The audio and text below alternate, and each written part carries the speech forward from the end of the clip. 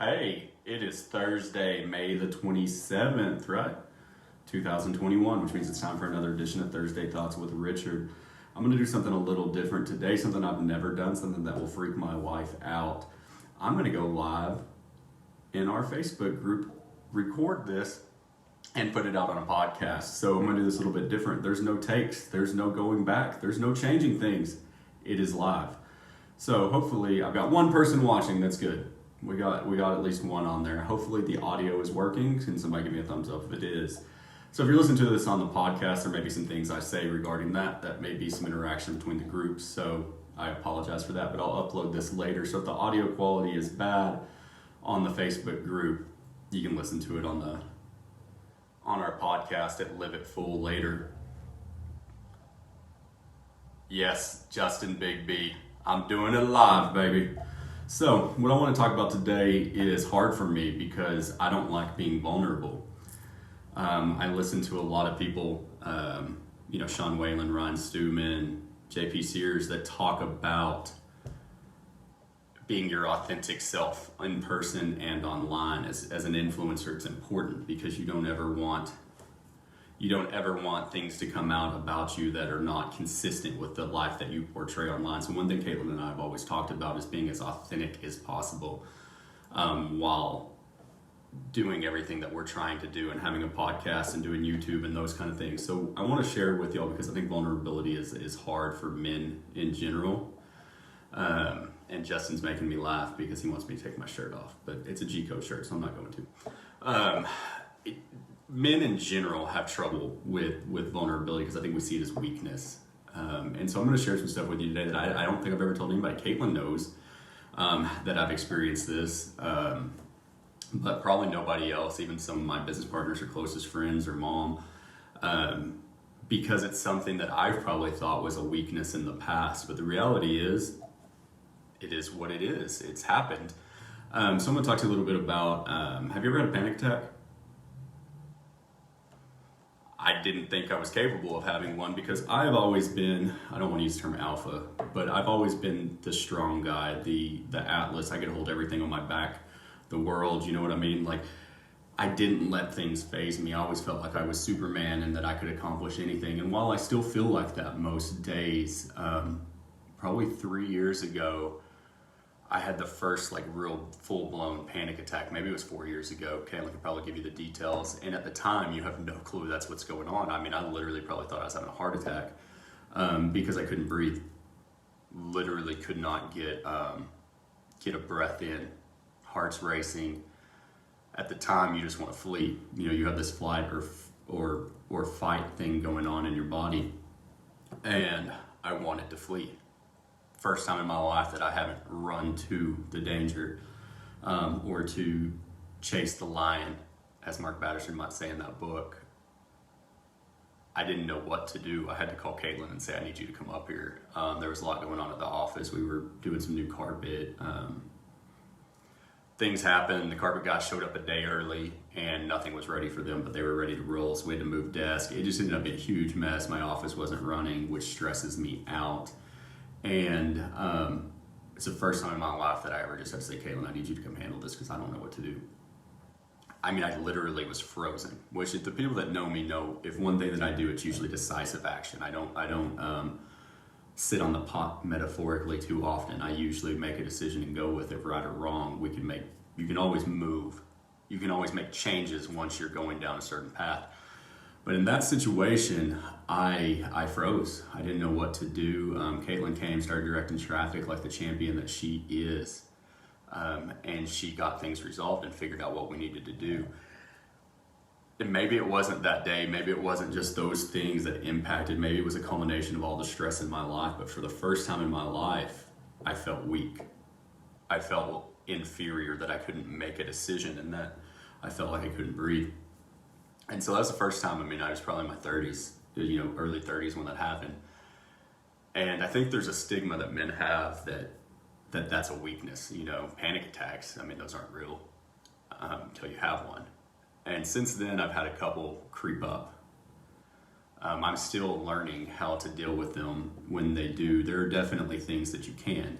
So you can figure out strengths that help correct the whatever's going on. You can figure out like if I'm feeling a certain way, because leading up to it, I probably felt things that would indicate now that that's going to happen, and I would understand that. At the time, I had no freaking clue because it's the first time it ever happened, and so to me, understanding the triggers, the stressors, the things that might make me get to that point, I have to do a good job of trying to alleviate or remedy or take myself out of the situation. It's happened 2 or 3 times since then where I have just felt completely overwhelmed.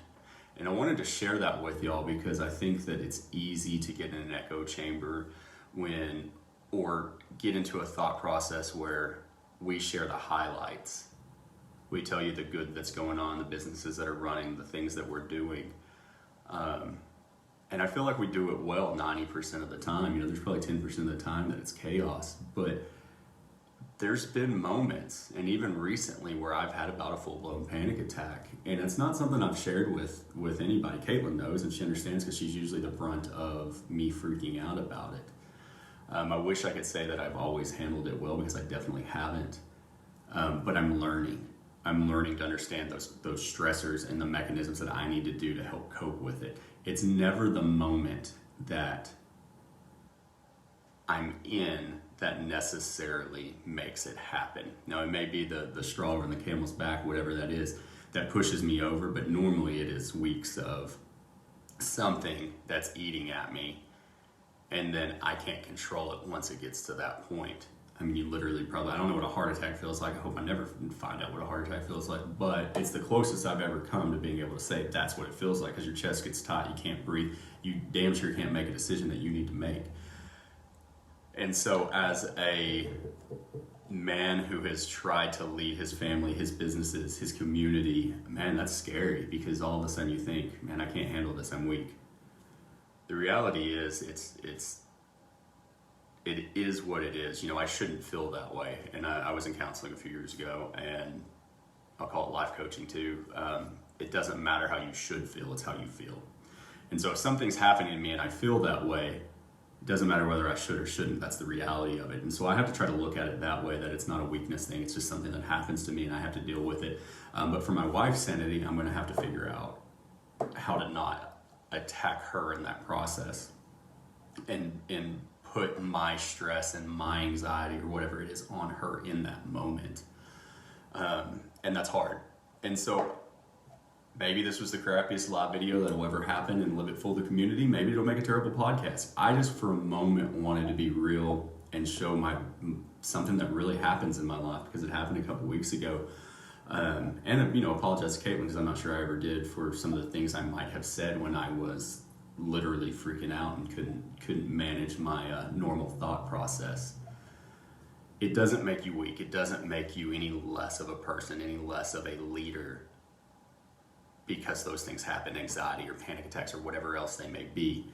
What it does is to be strong and to understand how to overcome it makes you even a better leader, because we're all fallible, we all fall short. And so I think even sharing that with y'all and sharing that with the people that follow us and our employees, that I've had that happen, is a big deal, because when they look at us as infallible, we get put on a pedestal that isn't real. And that's unfortunate. But I know it happens a lot of times, and that's why when you see leaders fall from grace, very publicly sometimes, whether it's CEOs with scandals or preachers or those kind of things, that people, they always think differently, because they're like, oh, I thought that person was a great guy, that would never happen to him. I don't want people to ever think that Richard's incapable of having a panic attack, because apparently I can. And I've struggled with that for a few years and not told anybody, because I felt like it was a weakness. But the strength in it that's going to come out is me understanding what does it and how to overcome it. Because there is a lot of mental edge to that you can do research on it, you can look it up. I mean, Google, we've got more access to any information in the world than we've ever had. But you can overcome it by doing certain things, exercises, not dreading certain days that are coming up, maybe eating your frogs first in the morning, learning how to cope with different things that may be stressing you in your life. You can overcome it. Do they happen? Yeah, they'll still happen, but can you minimize the impact that they have on how you react? 100%.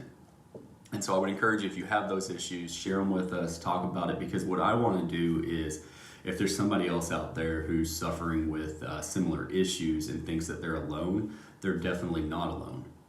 And I want them to understand that. Reach out to us. I'll be happy to talk to you about it, talk to you about where I've failed and where I've succeeded in it. But I think that it's important to address it and normalize it. We have this mental health stigma out there that mental illness is different from a physical illness, and the reality is, if I feel like I'm having a heart attack, it might as well be a heart attack. But you can, absolutely, Max, thank you for sharing that. Max on the live stream said absolutely you can learn how to respond instead of react.